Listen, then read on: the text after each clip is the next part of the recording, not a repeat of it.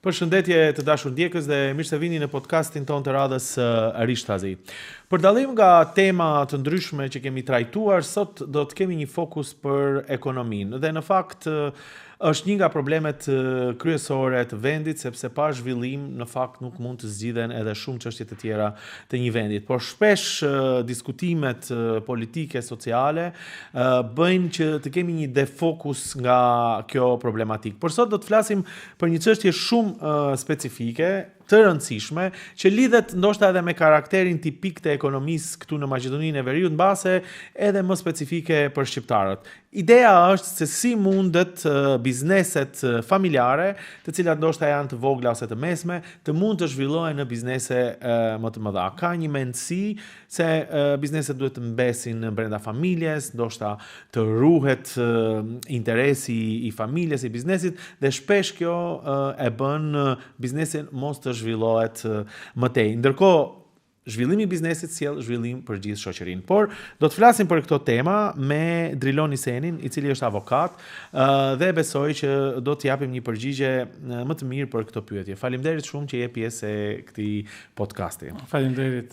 Ne kemi qenë në studio të ndryshme për tema të ndryshme, por jo kaq specifike, dhe unë gëzohem që je në studio, sepse përveç se je avokat, ke qenë i përfshirë edhe në dhomën ekonomike veri perëndimore, kështu që pak a shumë e njeh këtë atmosferë e biznesit këtu në Maqedoninë e Veriut. Faleminderit për ftesën, është një temë shumë e qelluar, Nazim. Pasi që shumë biznese sot në Maqedoni që janë të konsoliduara, gjithnjë këtu kur flasim për bizneset familjare, flasim për bizneset që kanë një histori zhvillimi, dhe ata sikurse është bë zhvillimi social, shoqëror këtu në Maqedoni, edhe ato janë rritur me biznes. Dhe gjithsesi fillimi i biznesit, zhvillimi, rritja dhe qëndrueshmëria e biznesit kalon nëpër faza të ndryshme, dhe çdo fazë ka ato karakteristikat e veta që në kupton nëse një menaxher duhet ta ketë rolin në udhëheqjen e gjitha fazave të zhvillimit, deri tek pjesa e transformimit në biznese profesionale, apo edhe ajo e kalimit të biznesit nga një pronësi familjare në një menaxhment strukturor, ta quaj kështu. Drilon Iseni, ti je avokat me background, merresh sigurisht me çështje të ndryshme, po ke një specifik edhe që merresh ose je si një avokat biznesi, i bizneseve, që praktikisht këto çështje pak a shumë i njeh. Thash edhe lidhja jote me dhomën ekonomike, veri perëndimore, të bën më specifik ndoshta në përgjigjet e këtyre pyetjeve, dhe ja po e filloj kështu, ka një mit, nëse mund ta them kështu, në Maqedoninë e Veriut, se shqiptarët janë më të orientuar nga biznesi, apo janë më të zhvilluar me idenë për të ndërmarrë sipërmarrje, janë sipërmarrës. Por bizneset e tyre janë kryesisht familjare. Ka dhe biznesmen shqiptar që kanë biznese të mëdha, por sigurisht gjithçka mbetet rreth familjes. Pyetja e parë për ty është se çfarë sfidash ka një biznes që ndoshta menaxhohet nga familja, për të rritur përtej asaj sipërmarrësie fillestare? Po, është e vërtetë se bizneset shqiptare janë kryesisht familjare dhe shumica janë origjinere, janë origjinale, do të thotë kanë filluar nga zero. Çdo njëri prej sipërmarrësve të suksesshëm sot e ka gjetur veten në një sektor të caktuar të ekonomisë dhe ka filluar një biznes. Është fakt se 90% e bizneseve familjare e bizneseve shqiptare janë familjare, dhe ato janë edhe biznese të mëdha sot që bëjnë një qarkullim milionësh, dhe kjo është një aspekt që duhet përshëndetur dhe duhet respektuar pa mas. Mirëpo, siç thash në fillim, çdo cikli zhvillimor organizativ apo cikli i zhvillimit të një kompanie poshtë nalt i kalon ato fazat sikurse zhvillohet një njeri. Do të thotë prej te faza e idesë, një njeri i cili një sipërmarrës ka një ide, ka entuziazmin e madh që ta hap një biznes, derisa fillon është një sipërmarrës, një prodhues i madh i cili kërkon me çdo kusht që të realizojë shitjet e ta ta fusë në funksion idenë e tij për biznes. Mandej fillon faza tjetër ku biznesi fillon të merr këmbët e veta, mirë po ka nevojë për një strukturim tjetër ku ka nevojë që të zhvillohet, që të vendohen procese të ndryshme të punës. Sikur se zhvillohet biznesi, sikur se rritet njeriu, e njëjtat si them, ndryshojnë nevojat dhe duhet të veprohet konform tyre. Edhe bizneset kur mrin një fazë të caktuar të zhvillimit, duhet të intervenohet në aspekte të ndryshme, ose thënë ndryshe, sikur se njeriu e fillon jetën dhe rritet në moshë, ka nevojë që të merr disa vitamine që ta mbajë vitalitetin e vet, që të jetë funksional. Edhe bizneset shqiptare në Maqedoni, sot shumica e tyre kanë mbi 20 vjet jetëgjatësi në tregun e Maqedonisë, dhe ata sot janë kontribues serioz në ekonominë e vendit. Mirë po, siç the edhe vetë, shumica janë biznese familjare dhe tani e kanë atë sfidën se si ta kalojnë këtë biznes në gjeneratën e re. Dhe statistikat botërore, jo vetëm në Maqedoni, janë të tilla që trashëgimia e biznesit nga brezi i parë në brezin e dytë të trashëgimtarëve, nivelin e suksesit ka diku në 14%, ndërsa trashëgimia e biznesit në brezin e tretë është shumë i vogël, është më pak se 1%. Dhe jo rastësisht në Amerikë sot bizneset e suksesshme konsiderohen ata që e kalojnë një shekull jetëgjatësie, që ti përfshin këto të tre breznat. Më fal që do të pres këtu. I tremb kjo gjë ata që e kanë filluar biznesin me idenë se po e humbin pronën, apo do duhet të fillojnë ta shohin pikërisht rritjen e biznesit si diçka që shkon për te familje, sepse me siguri ata pasurinë do ta mbajnë, por menaxhimi do ndryshojë, apo struktura e menaxhimit do ndryshojë nga një menaxhim që ndoshta ka qenë më informal, më i vogël, më familjar, në një menaxhim më të strukturuar, më profesional, nëse mund ta them kështu. Gjithsesi është ajo brenga, frigat e themelusit se çka do të ndodh vallë me atë biznes kur nesër do të strukturohet, do të vendosen procedurat, sistemet e kontrollit, e kanë atë breng se çka do ndodh, a do të vazhdojë ajo traditë e suksesit që e kanë pasur, dhe kjo është ai kurthi më i madh i themeluesve të kompanive që e kanë, në cilin moment duhet ta dorëzojnë timonin e kompanisë, dhe kjo është një breng legjitime, po që nuk ka zgjidhje tjetër. Kush e di sa të mirë me qenë themeluesit bizneset vinë me një fazë kur të zhvillim të biznesit, ose fazën e re të zhvillimit të biznesit, t'ja kalojnë njerëzve më profesionista si që janë.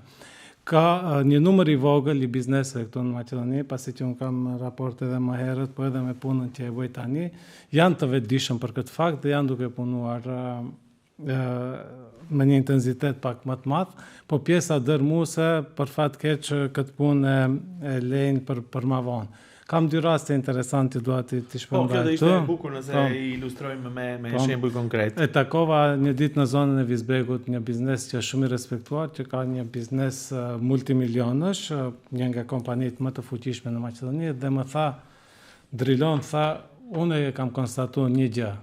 Unë nuk jam për të menaxhuar bizneset të mëdha. Unë jam si përmarrës për startupe. Edhe më la shumë përshtypje, zotriu në fjalë ka angazhuar një menaxher profesionist nga viset e Bashkimit Evropian, dhe sot kompania e tij menaxhohet nga një austriak, nga një gjerman, i cili është duke bërë punën, ndërsa ai vetë si pronar edhe ruan pronën, edhe ka hapësirë tjetër për të menduar për të bërë investime të reja. Rasti dytë me një kompani që jam duke punuar me një proces të ngjashëm të tillë, e fillom diskutimin para 5 ose 6 muaj që ta nisim punën, atëherë më tha, jam shumë i zanë tani, pas vitit të ri do ulemi sërish të bisedojmë për këtë temë. Mbas ju takuam mbas 4 muajsh, ma dha përgjigjen e njëjtë, jam shumë i zanë. Tha zotri, edhe para 6 muajve kur u takuam, ti ishe i zanë, dhe realisht koha jote për herë do të jetë në mungesë. Prandaj duhet ta fillojmë sa më shpejt punën për ta strukturuar biznesin e tillë. Problemi është se menaxhimi i një kompanie me 100.000, 1 milion dhe 50 milion euro nuk është njësoj. Si në aspekt vëllimit të operativës që ka një kompani, po ashtu edhe në aspekt të vendosjes së mekanizmave të kontrollit edhe të menaxhmentit. Prandaj, kur një biznes i vogël fillon të rritet, të shkallëzojë biznesin e vet, problemin e madh e ka mënyrën e vendimmarrjes. Nëse për gjithçka ka vendosur pronari i kompanisë, në rast se rritet kompania, atëherë kemi problem, pronari bëhet pengesë për vendimmarrje. Sepse thjesht nuk ka kohë, nuk ka kohë të merret me krejt vendimet mikro ose edhe më të mëdha që do i ndodhin në gjitha kompanitë ose në kompaninë e vet, dhe këtu krijohet ajo që quhet bottleneck në anglisht, që kemi faktikisht blokim të procesit të vendimmarrjes. Prandaj edhe vendimmarrja jo formale atje përmendet ju kërkon të vendoset në suazat në sistemit vendimmarrës dhe të bëhet delegimi kompetencave. A duhet ndoshta të ketë një lloj procesi ku ata që janë pronar, ata që kanë filluar biznesin, pra kompani të vogla të mesme, të mësohen, ose ndoshta është edhe mendësi, domethënë të mësohen ta lishojnë vendimmarrjen te dikujt tjetër, por ndoshta edhe duke marrë garanca se nuk do humbet identiteti i kompanisë, nuk do humbet misioni ose qëllimi i asaj që ka qenë, ose qoftë edhe vetë prezenca e këtyre që kanë filluar biznesin. Është çështje mentaliteti apo megjithatë është çështje rritjeje dhe kur rritet vetë kuptojnë që duhet lishuar pak vendimmarrjen. Është shumë komplekse pasi që në rastet në Evropë edhe këtu dëshmojnë për dilema të tilla që kanë biznesmenët. Duhet patjetër të t'i kalojnë atë barierë dhe një prej hapave të parë që duhet t'i bëjnë një pronari, një sipërmarrje, është që ta ndrojë rolin e vet, mos jetë më ai që është vendimmarrës, por të jetë më shumë mentor, më shumë të jetë tutori atyne që do t'i marrën vendimet e nevojshme për zhvillimin e kompanisë. Ndoshta ajo lidhje e tepër emotive e bizneseve i bën që ato ta kenë më vështirë të heqin dorë nga vendimmarrja dhe në fazën e mëvonshme ato bëhen pengesë për kompaninë. Ka raste kur disa kompani kanë provu të marrin drejtor të jashtëm në kompani, por nuk kanë pasur guximin që ta presin që drejtori i ri ta merr kompaninë, menaxhmentin në duar dhe këto janë kthyer përsëri te kompania dhe është bë kaos. Ajo në teori që njihet është se ndonjëherë themeluesit e kompanive që kanë qenë ata kryesorët që kanë bartë procesin e zhvillimit, të kthehen në raketat e padrejtuara që ata janë të gatshëm edhe ta prishin një kompani sesa ta humbin kontrollin. Është më tepër ndoshta elementi emocional, po mirë ja kështu nga aspekti praktik. Ndoshta nuk do përgjigja më fal, Nazim, si të ruajt identiteti i kompanisë, po identiteti i kompanisë, unë besoj se shumica e kompanive që kanë arritur këtë nivel të zhvillimit multimilionësh, ata kanë veç një mision dhe vizion se si duan të zhvillojnë kompaninë, duhet edhe strategji të kenë dhe vendosja e mekanizmave të kontrollit dhe të raportimit. Në rast se vendosen këto mekanizma, shumë më lehtë është të sigurohet se një drejtor i ri nuk do ta humbi identitetin e kompanisë. Gjithsesi edhe në strukturat e kompanive ekzistojnë edhe borde këshilluese dhe borde ekzekutive. Këto janë detaje që për pastaj. Megjithatë nëse do t'i thoshe një biznesmeni, një kompanie, një personi që ka një biznes familjar, se çfarë sisteme, nëse mund ta themi kështu, ose çfarë procedurash do duhet të ndërmarrin para arritjes, që mos ndodhin këto frikrat, ose sa i rëndësishëm është planifikimi për të kaluar udhëheqja nga një brez në brezin tjetër. Ndoshta mund ta drejtoj kompaninë dikush nga familja, por do jetë brez tjetër që nuk ka asgjë të keqe, por çfarë përgatitjesh duhet të ketë brezi i arshëm, se nuk janë të njëjtat aftësi, më merr mendja që i ka pas ai që ka filluar biznesin. E thash edhe më herët se jo çdo zgjidhje është zgjidhje për çdo kompani, po varet nga karakteristikat e veta. Ajo që ka duhet patjetër ta bëjë një kompani në prag të profesionalizmit të vet është vendosja e sektorëve konkret, strukturimi i kompanisë nga brenda. Se pasi që e përmenda në fillim, Në fazën e parë, themeluesi kërkon vetëm shitje, del në teren, është entuziast, do shes, do bëj profit, shitje, ajo është fokusi. Dhe mandej në fazën e zhvillimit të kompanisë, kur mbrin në një stadium më të lartë, duhet ta kthejë fokusin nga jashta brenda, çka ndodhen brenda në kompani, si realizohen finansat tonë, si realizohet operativa, si realizohet raporti me klientët e kështu me radhë. Ajo çka duhet bërë është themelimi një sektorit konkret për finansat e një kompanie, e cila nuk do merret vetëm me të hyrat se i ka, por do e shef edhe koston edhe qendrat e profitit që i ka një kompani. Dokumentimi apo themelimi një sektorit për zhvillimin e resurseve njerëzore. Çdo punonjës duhet ta dijë se ku e ka vendin. Dhe kjo është shumë e rëndësishme te bizneset familjare që mos ketë overlap, mos ketë si them role dy fishta për persona, përplasje të kompetencave që kjo mund të krijojë frustracion edhe të punonjësit të ekzistues, por edhe të anëtarët e familjes. Roli me klientët, çfarë relacioni kanë, çfarë marrëdhënie sa i sjell një klient kompanisë, apo edhe çfarë detyrime ka kompania ndaj kësaj. Edhe gjithsesi duhet një institucion financiar, bank, një relacion i tillë i cili do ndihmoj kompaninë në projekte zhvillimore investive që do i ketë në të ardhmen, duke i ofruar instrumente më të përshtatura për. Dhe për këtë duhet planifikim. Dhe ndoshta pikërisht këtë planifikim e bën një njerëz që është më i dedikuar ose më ekspert në fushën sesa një biznes ose një drejtues familjar i cili ndoshta edhe nuk i di këto detajet. Tani thjesht po prejudikojmë, se kam përshtypjen që ata njerëz që kanë zhvilluar biznese multimilionshë i dinë këto detaje, por ideja është si të rritet në një biznes që është më i madh se sa aq. Eksakt. Ato derisa kanë arritur një sukses tillë meritojnë çdo respekt padyshim, edhe ato dinë të bëjnë biznes. Por vjen e faza kur ato miliona që i ke fituar shumë shpejt mund të humbin ose të jenë investime të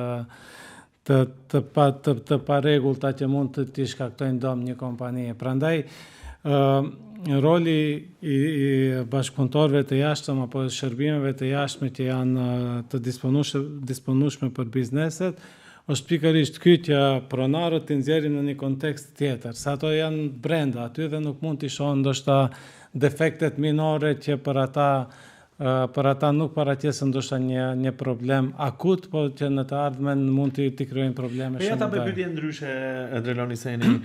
Cilat janë ndoshta gabimet që e bën një drejtues kompanie familjar para se të zgjerohet, domethënë para se të kalojë në këtë fazë tjetër. Çfarë duhet të kem parasysh që edhe të jenë rahat me zhvillimin, me atë trashëgimi që ata e kanë, por edhe të jenë rahat me mënyrën se si do merret vendimarrja që do shkojë përtej familjes. Unë mendoj se problemi i parë është zgjerimi i kompanisë pa mos e konsoliduar kompaninë nam, që është kryesorja. Në rastin e ke rrit një biznes deri me një fazë që gjenerojsh qindra mijëra euro ose miliona, ti patjetër e ke të vendosh një strukturë. Dhe struktura është ajo që e thash forma se si qarkullojnë finansat, operativa, resurset njerëzore apo investimet. Shumë kompani shpejtojnë nguten të hapin sektor të ndryshëm, jo sektor të ndryshëm, të zgjerojnë biznesin në qytete të ndryshme, pa mos e bërë atë strukturën e duhur. Problem tjetër që është më i dukshëm të bizneset familjare se ata zakonisht mundohen të rehatojnë anëtarët e familjes së tyre në bizneset ekzistuese, dhe kjo është një problem që ndodhen gjithka. Do të thotë do e shti në punë nipin, besën apo rejen apo personat e familjes vetëm që ta kenë një angazhim pune. Ajo i jep efektet negative pasi që personi në fjalë nuk i kalon proceset, mendoj flas tek ne si ndodh. Në Gjermani çdo i konsum në një kompani është tjetër. Duhet ta marrë edhe edukimin e duhur, pavarësisht se është familjar. Kurse këtu është ai që thotë rehatim. Atëre a duhet të mësohet që njerëzit duhet të kenë një lloj trajnimi para se të hyjnë në këtë. Pikërisht. Domethënë nuk është problem që janë familjar, por duhet të jenë të trajnuar për punën e duhur. Kur e them këtë, atë çka ndodh në Maqedoni është karakteristike në Evropën juglindore. Jo vetëm tek ne, mos kemi këtë kuptime. Në viset gjermanfolse procedura është krejt tjetër, atje edhe djalin apo edhe mbesën apo edhe nipin e kyçin në procesin e punës nga faza fillestare. Do të thotë prej në fillim, ndaj nëse është i aftë ta fiton pozitën në menaxhment, edhe ai do të bëhet drejtor. Prandaj edhe ato kanë një gjatësi më shumë, ne kemi këndej më shumë probleme. Ndërsa tek ne pa më bërë një analizë apo edhe një proces të edukimit apo edhe të rekrutimit, reatohen antarët e familjes, edhe ato ngelin të pakënaqur në performansën që e bëjnë, nga ana tjetër edhe demotivohen punonjësi tjetër në kompaninë e njëjtë. Dhe ajo që është më e rëndësishmja prej pullit, prej atij korpusit të njerëzve që nuk i ke sistemu aty ku e kanë vendin, ti nuk mund të presësh lider të arshëm që ta udhëheq kompaninë. Do të është më mirë këtyre njerëzve thjesht t'u jepet një lloj buxheti, një lloj rroge indirekte, ndërkohë që të angazhohen të tjerë profesionistë e dëmtojnë, siç thoni ju, biznesin. Por këtu, po në viset gjermane do të thotë një antar i një familjes së pasur ka pjesë të aksioneve në atë kompani, ndërsa e bën një punë që i përshtatet më shumë afiniteteve të tija. Ai mund të jetë operator i pirunit në një magazin të madh të një kompanie produse, ndërsa njëri është edhe aksioner i kompanisë që mund të ketë tyra vjetore nga dividenda miliona ose pikërisht, domethënë përfitimet mund të jenë të mëdha, po punën duhet ta bësh atë që din. Por më ka rënë shpesh të diskutoj duke qenë pjesë e disa angazhimeve të ndryshme që në fakt një problematik bizneset familjare mund ta kenë që ndoshta nuk angazhojnë këshillëdhënës të duhur apo ose ekspert të jashtëm që të mund pikërisht këto zgjidhje të japin. A e vjen re që ka një lloj frenimi, një lloj mungese të kësaj kulture që për shembull thjesht mund të angazhosh një ekspert edhe ai të bëjë një analizë se si funksionon më mirë ose si do duhet të funksiononte më mirë struktura e kompanisë? Është fakt kjo dhe për fat të keq shumica e kompanive këtu në Maqedoni që operojnë nuk mbështeten shumë në ekspertizat e këtyre llojeve, pasi që për fat të keq është krijuar një mit në Maqedoni se këto konsulentë, këto bashkëpunëtorë të jashtëm janë ato që na shesin mend neve dhe nuk bëjnë punën e duhur. Se në fakt punën konkrete në praktik duhet ta bëjnë pronarët e kompanisë. Konsulentët janë aty për të dhënë ide dhe për të detektuar problemet që ekzistojnë në një kompani. Unë e kam thënë edhe në disa raste tjera. Çdo kompani e cila është kyçur në një biznes që gjeneron qindra mijëra euro, e ka patjetër të mbështetet në këtë lloj ekspertize. Flas së pari në një zyrë të mirë të avokatisë, në një kompani të mirë financiare, cila do ta ndihmojë me finansat, dhe gjithsesi në një konsulent për organizimin strukturor të kompanive. Kjo është një angazhim që është më afatgjatë dhe që kanë nevojë shumë kompani ta bëjnë.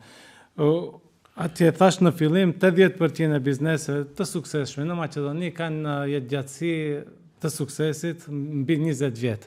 Gjitha ato brenda 5 ose 10 viteve do të ballafaqohen me problemin e transformimit profesional të kompanive dhe si do ta distribuojnë këtë pasuri që e kanë tek brezat e ri që do të vinë në të ardhmen. Prandaj këtu është roli kyç i dua edhe një pyetje këtu të bëj, sepse ose ndoshta mund të cilësh ndoshta në një përvojë të kompanive që kanë marrë konsulent nga jashtë, edhe pse mund të kenë qenë skeptik, por në fakt kanë operacionalizuar siç duhet funksionimin brenda dhe ju ka sjell benefite. Ka raste të tilla? Ka shumë raste në Maqedoni, në këto kompanitë që janë të suksesshme në tregtit, se tash unë nuk guxoj të përmend të emra normalisht. Po ka raste që kanë bërë ndryshime të tilla strukturore dhe sot kemi rritje gallopante të qarkullimit të tyre, por edhe të fitimit edhe të qëndrueshmërisë së tyre dhe sot ato janë lojtarët kryesor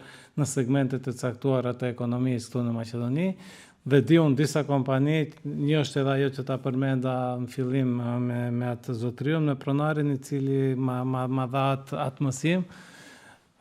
Padyshim, ajo është nevojë, kërkesë që gjithë. Ideja ka për shembull projekte të ndryshme, siç është projekti për modernizimin dhe që mbështetet nga Fondacioni Zvicerian, Swiss Contact, ku më kanë thënë që hezitojnë njerëzit të angazhojnë ekspert, konsultant të jashtëm, edhe pse projekte të tilla i financojnë këto konsultant.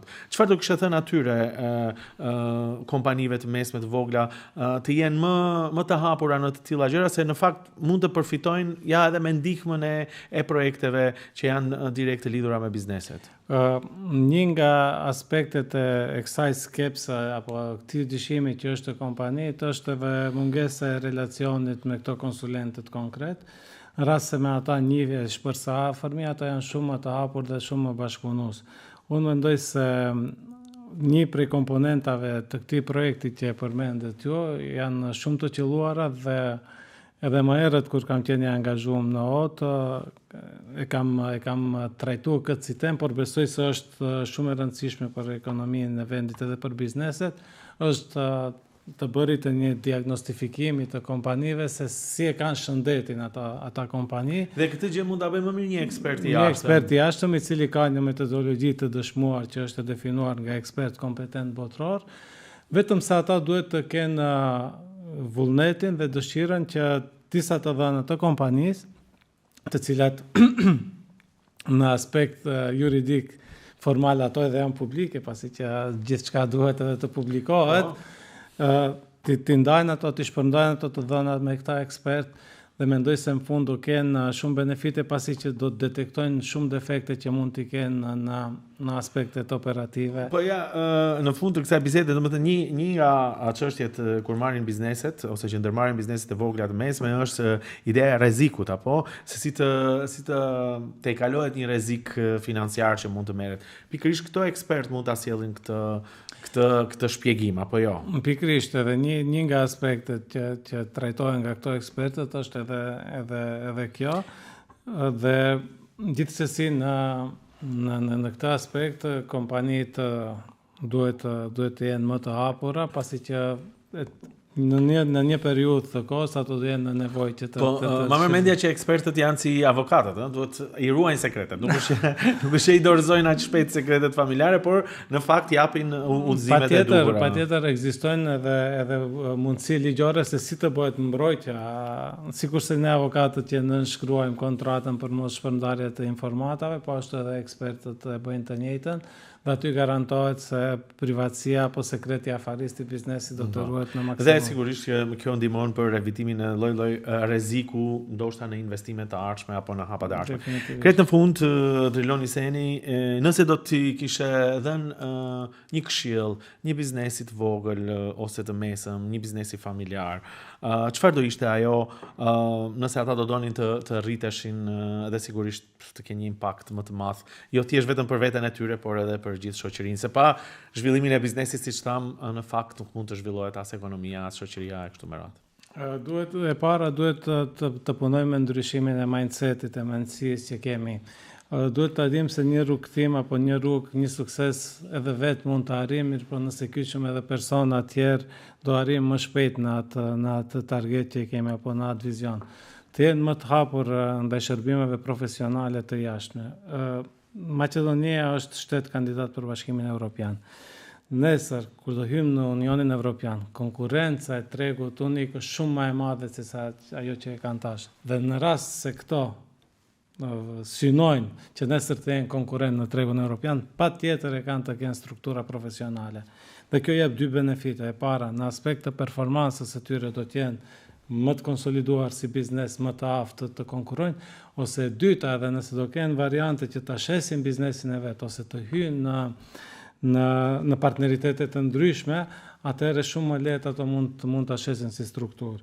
Jeni të hapur ndaj shërbimeve profesionale, kostot ndaj financierëve, ndaj avokatëve, ndaj konsulentëve, mos i shihni si kosto, por shihni si investime. Se kthimi i tyre do të paraqitet në një periudhë të ardhshme, kur do e shihni se vlera që do e merrni do të jetë 10 fish më e madhe se sa kostoja e investimit që keni bërë në fillim. Besoj që publiku jonë është i tillë që do na ndëgjojë dhe do të dëgjoj fjalën tuaj, por gjithë qëllimi i kësaj bisede është në fakt për të vënë në fokus atë moment ku pa një zhvillim ekonomik nuk mund të kemi një zhvillim shoqëror, dhe nëse duhet të zhvillohemi si shoqëri, kjo duhet të jetë në të gjitha fusha, dhe më pëlqen që pikërisht në fund e përmende se në fakt si e gjithë pjesa e shoqërisë që do të shkojë në Bashkimin Evropian, që do të ndryshojë sistemet, ligjet, funksionimin, në fakt edhe kjo ka të bëjë pikërisht me këtë. Ose ta kthej edhe me terminologjinë e futbollit, pasi që është edhe kampionati botror tani, ne nuk mund përgatitemi për ligën e tretë rajonale të Maqedonisë, ndërsa të synojmë të garojmë në ligën e kampionëve. Aty ku e kemi targetin për atë ligë duhet përgatitemi, dhe Maqedonia derisa e ka filluar trajektore, patjetër e kanë që edhe bizneset të ndjekin atë trend. Peroni Sejni, të falenderit shumë për këtë bisedë.